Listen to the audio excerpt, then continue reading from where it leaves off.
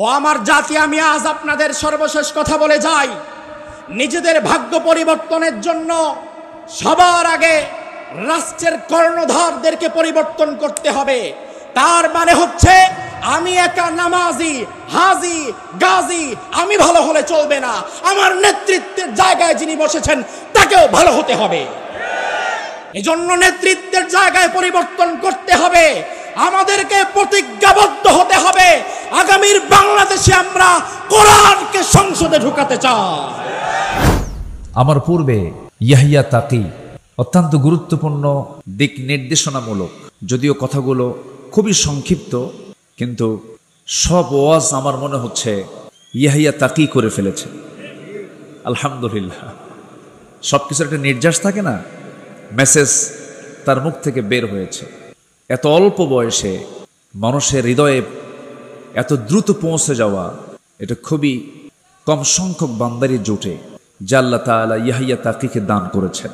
তো এই সম্পদটা আপনাদের, এই এলাকার কৃতি সন্তান, দোয়া করবেন না? লম্বা একটু খাটো হলেও এলেমের লম্বা, এলেমেন্টটা অনেক লম্বা, আলহামদুলিল্লাহ বলেন। মানে আকারে খাটো কিন্তু এলেমটা অনেক লম্বা, আলহামদুলিল্লাহ বলে আলহামদুলিল্লাহ। তবে খাটো মানুষের কিন্তু বুদ্ধি বেশি থাকে, আমি লম্বা তো আমার বুদ্ধি একটু কম। খুব সুন্দর তিনি কথা বলেছেন। হযরতুল আল্লাম ইয়াহিয়া তাকি হাফিজাহুল্লাহ, হ্যাঁ, তার পরিচয় দিয়ে আমি ছোট করবো কি? তাকে সারা দেশের মানুষ চিনে, দুনিয়ার বহু মানুষ চিনে। হ্যাঁ, আলহামদুলিল্লাহ, আলহামদুলিল্লাহ বলি।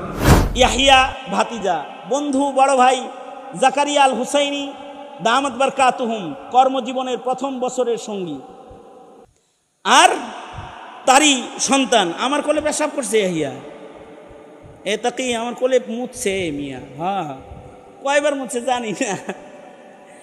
তো যাই হোক, মুফাসসিরে কোরআন ভাতিজা তো ভাতিজার দরদে চাচার হাজিরি। গভীর রাতে কিছু হৃদয়ের ব্যথা আপনাদের কাছে বললাম। তার যে মিশন, মসজিদ মাদ্রাসা প্রতিষ্ঠা করে সমাজের উন্নয়ন করা, মুত্তাকির সমাজ গড়া, এই গড়তে তাকে, তার হাতকে শক্তিশালী করতে পাশে থাকবেন তো ইনশাআল্লাহ?